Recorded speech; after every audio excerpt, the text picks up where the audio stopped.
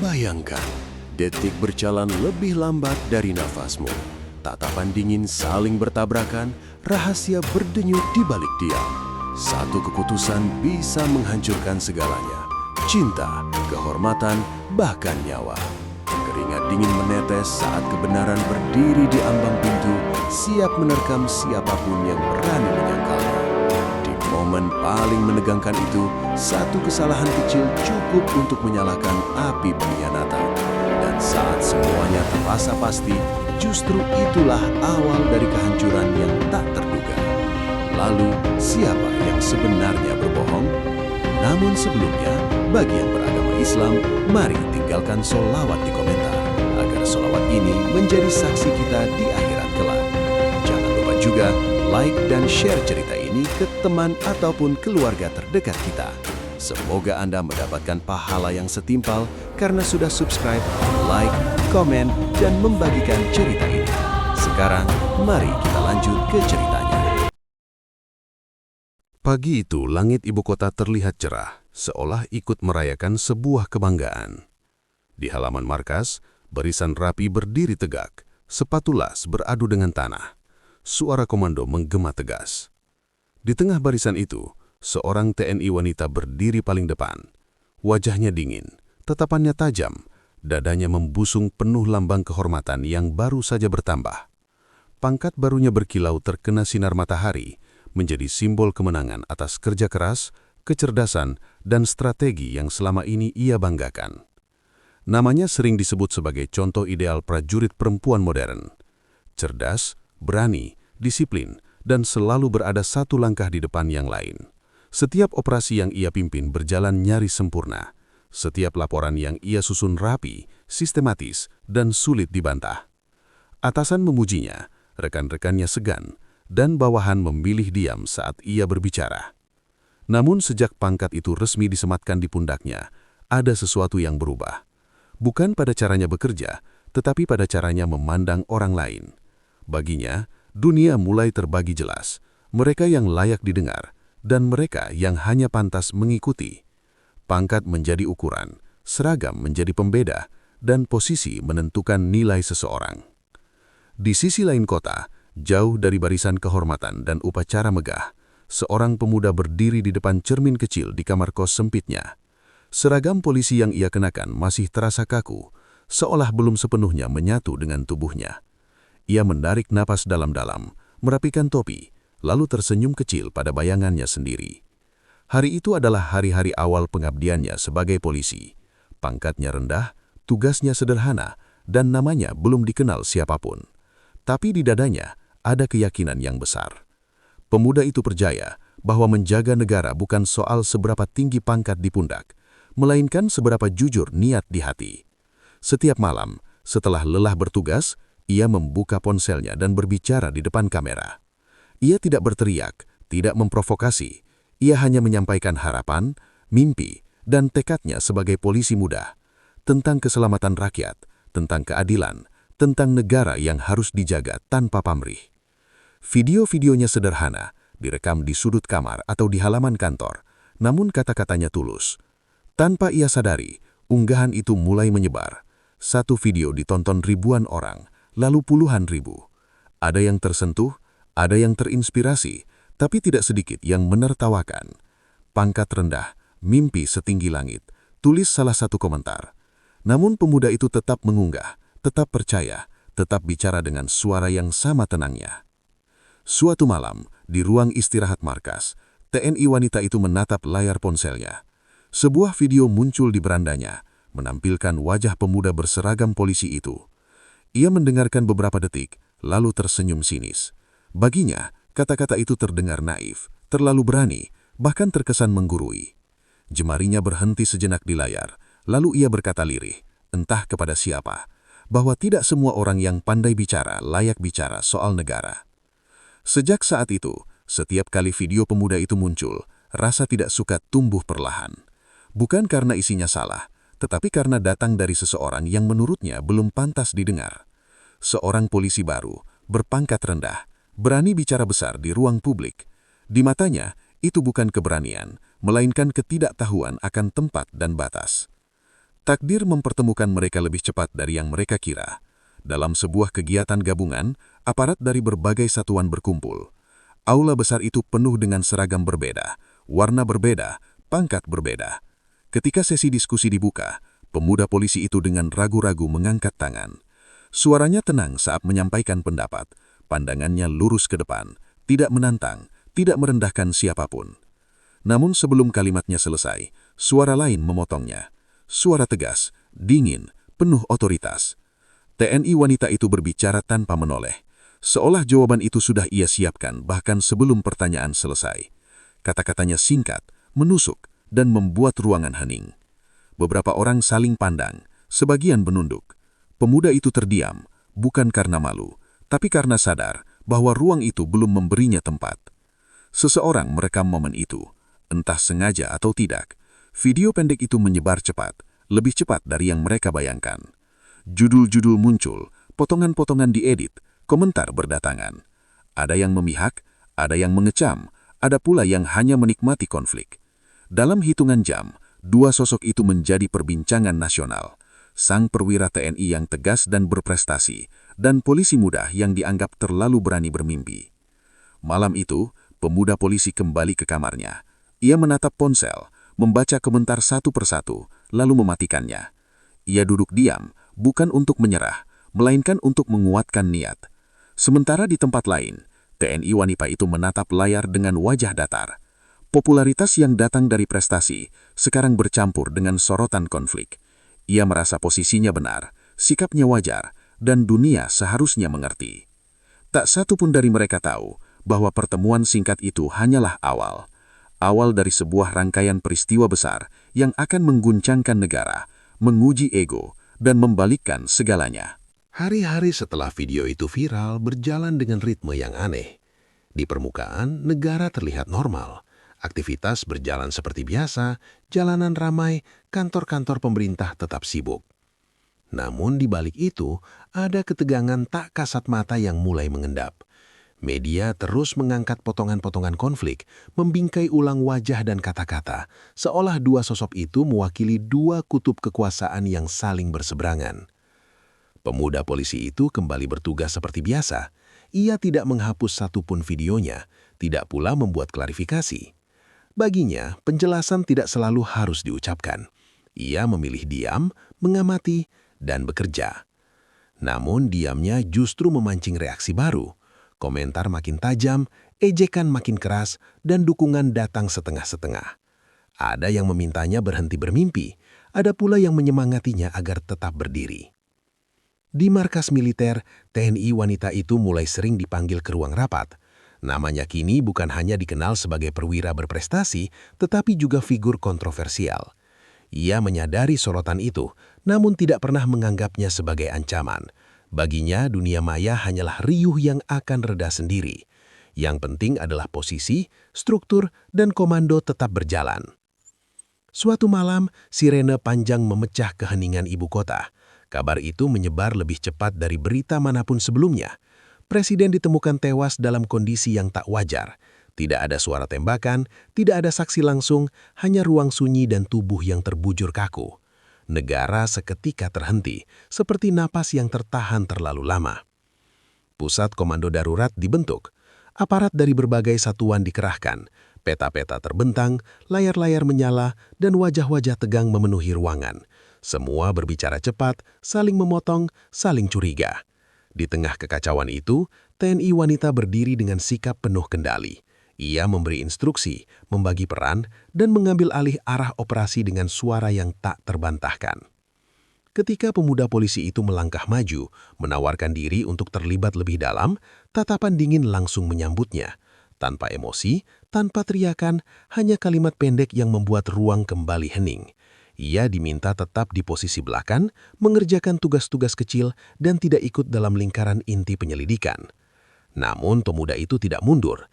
Ia menerima perintah, lalu bekerja dalam diam. Saat yang lain sibuk mengejar skenario besar, ia memperhatikan detail-detail kecil yang terlewat. Waktu, pola, kebiasaan, celah. Ia membaca laporan lama, mencocokkan data digital, dan menyusun ulang potongan-potongan yang tampak tidak penting. Baginya, kebenaran sering bersembunyi di tempat yang dianggap sepele. Ketegangan meningkat ketika media kembali menyorot konflik lama mereka. Setiap langkah aparat dikaitkan dengan ego, dengan persaingan, dengan isu lama yang belum padam. Video lama diputar ulang, komentar lama diangkat kembali. Publik mulai membentuk opini bahkan sebelum fakta ditemukan. Dalam salah satu rapat besar, pemuda polisi itu kembali berbicara. Kali ini, suaranya tetap tenang, tapi isinya lebih tajam. Ia menyampaikan pola yang ia temukan, alur yang tidak sejalan dengan asumsi umum. Beberapa orang mendengarkan, sebagian mengabaikan. TNI wanita itu menatapnya sebentar, lalu mengalihkan perhatian ke laporan lain. Baginya, teori itu terlalu sederhana untuk kasus sebesar ini. Penolakan itu kembali terekam, kembali tersebar, dan kembali menjadi bahan perdebatan publik.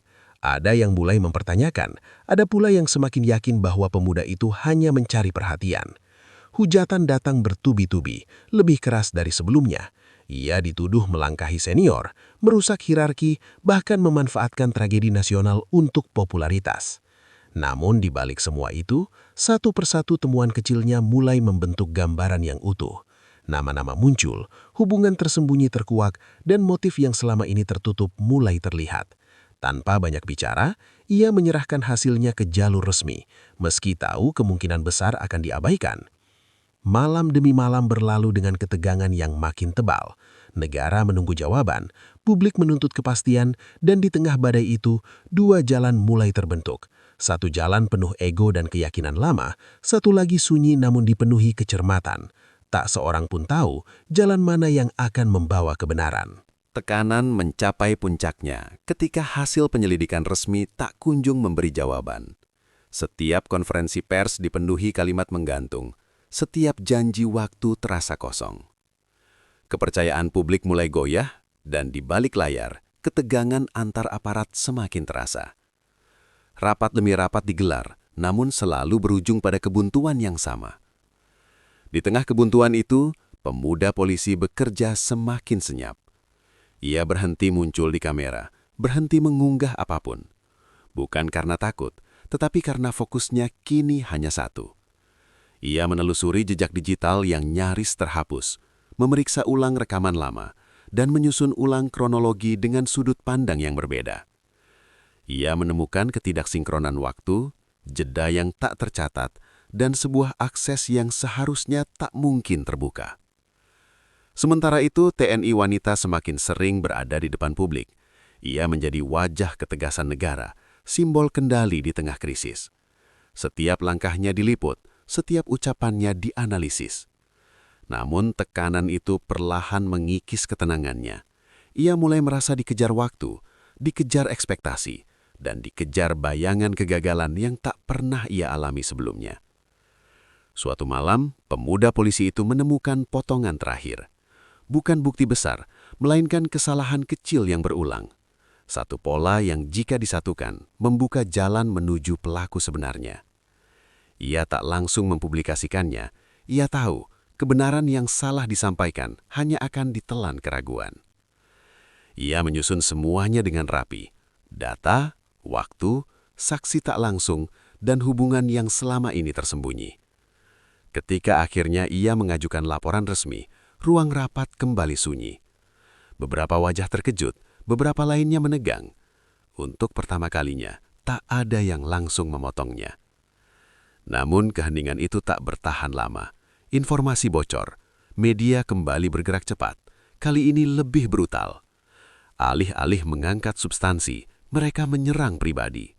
Pemuda itu dituduh merekayasa, dituduh melanggar prosedur, bahkan dituding memiliki agenda tersembunyi. Hujatan datang dari segala arah, lebih keras dari sebelumnya. Nama baiknya dipertaruhkan di hadapan jutaan mata. TNI wanita itu berdiri di posisi yang sulit. Di satu sisi, temuan itu mengancam seluruh pendekatan yang ia bangun sejak awal. Di sisi lain, bukti-bukti itu terlalu rapi untuk diabaikan. Namun egonya menolak tunduk. Ia merasa kewenangannya dilewati, posisinya digoyahkan, dan harga dirinya dipermainkan di ruang publik. Keputusan besar pun diambil.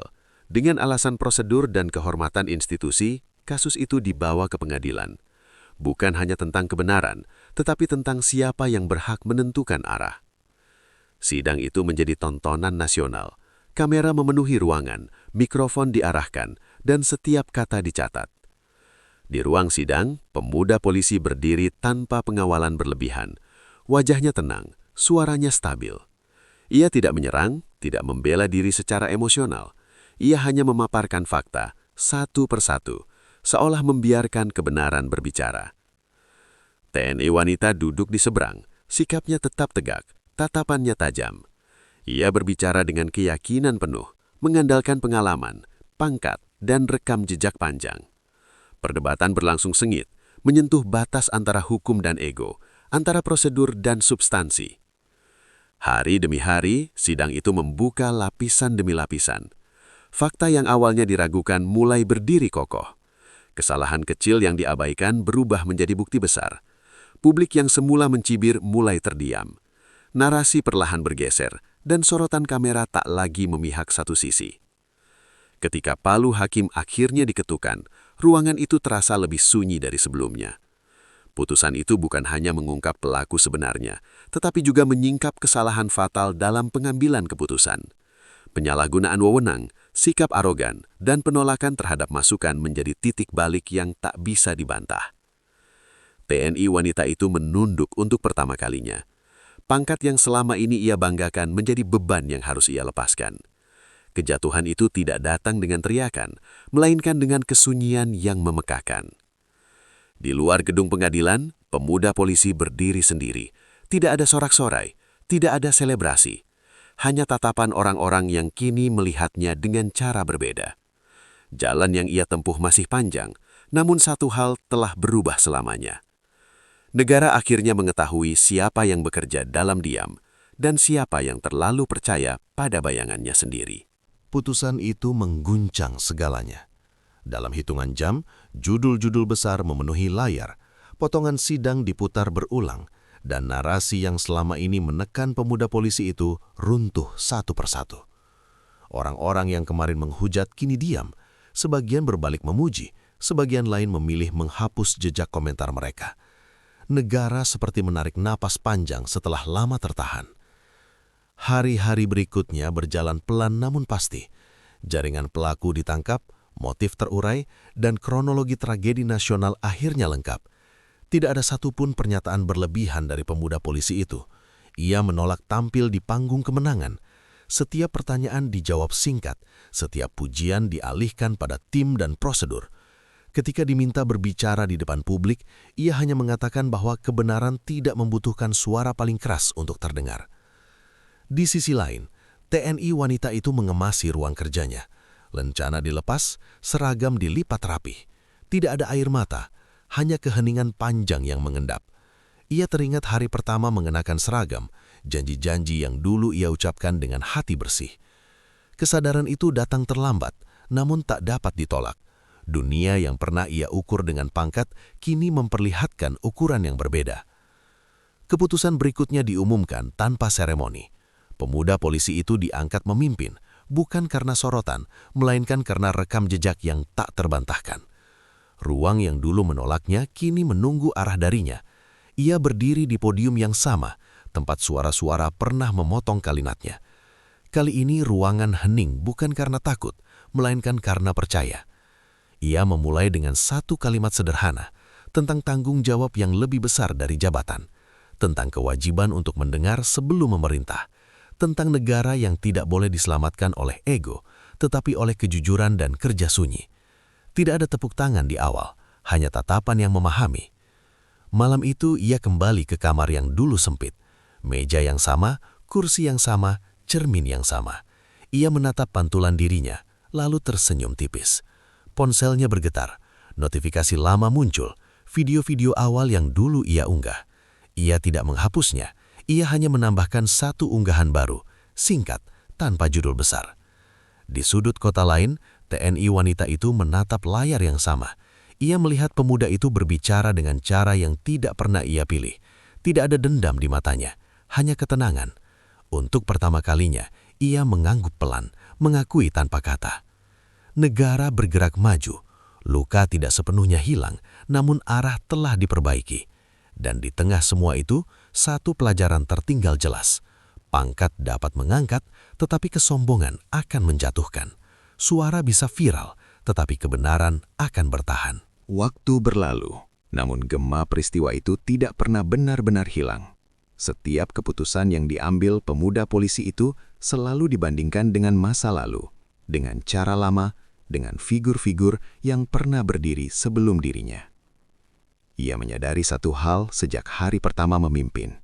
Jabatan ini bukan hadiah, melainkan ujian yang tak pernah selesai. Ia memilih bekerja lebih banyak di balik layar. Rapat-rapat dipersingkat, laporan diperjelas, dan jalur komunikasi dibuka ke segala arah. Tidak ada lagi ruang tertutup yang hanya diisi suara paling kuat. Mereka yang dulu tak pernah didengar, kini diberi waktu bicara. Perlahan, ritme kerja berubah. Tidak dramatis, tidak instan, namun terasa nyata. Di tengah perubahan itu, masa lalu sesekali kembali mengetuk. Video lama masih beredar, potongan konflik masih diputar ulang oleh akun-akun yang mencari sensasi. Namun kali ini, tidak ada amarah yang muncul. Ia membiarkan semuanya berjalan karena ia tahu kebenaran tidak perlu dibela dengan emosi. Suatu sore, hujan turun tipis di ibu kota. Di sebuah sudut fasilitas pelatihan, TNI wanita itu berdiri mengamati barisan muda yang berlatih. Pangkatnya kini lebih rendah, tugasnya lebih sunyi. Tidak ada lagi kamera, tidak ada lagi sorotan. Awalnya terasa seperti hukuman, namun lama-kelamaan keheningan itu justru menjadi ruang refleksi. Ia mulai mendengar kembali suara hatinya sendiri, suara yang dulu tertutup ambisi. Ia melihat semangat di mata para prajurit muda, semangat yang pernah ia miliki. Tanpa sadar, ia mulai membimbing dengan cara berbeda. Lebih banyak mendengar, lebih sedikit memerintah. Tidak ada yang tahu perubahan itu selain mereka yang merasakan langsung. Di malam yang sama, pemuda polisi itu berdiri di depan jendela kantornya. Kota terbentang dengan cahaya yang tak pernah padam. Ia teringat hari-hari awal ketika suaranya dianggap terlalu tinggi untuk pangkatnya. Kini, justru ia berhati-hati agar suaranya tidak menjadi terlalu besar. Ia mengerti satu hal penting. Kekuasaan yang tidak diawasi diri sendiri akan mengulang kesalahan yang sama. Di luar sana, generasi baru menonton, membaca, dan menilai. Sebagian terinspirasi, sebagian masih ragu. Namun cerita itu telah menjadi pengingat bersama tentang bagaimana ego bisa menutup mata dan bagaimana ketekunan bisa membuka jalan. Hujan berhenti, kota kembali berdenyut, dan di balik hiruk-pikuk itu, dua manusia melanjutkan jalan masing-masing. Bukan sebagai lawan, bukan pula sebagai pemenang dan pecundang, melainkan sebagai saksi bahwa kejatuhan dan kebangkitan seringkali lahir dari tempat yang sama. Cerita itu tidak berakhir dengan sorak-sorai. Ia berakhir dengan kesadaran bahwa negara tidak dijaga oleh mereka yang paling tinggi berdiri, tetapi oleh mereka yang mau merunduk untuk melihat kebenaran.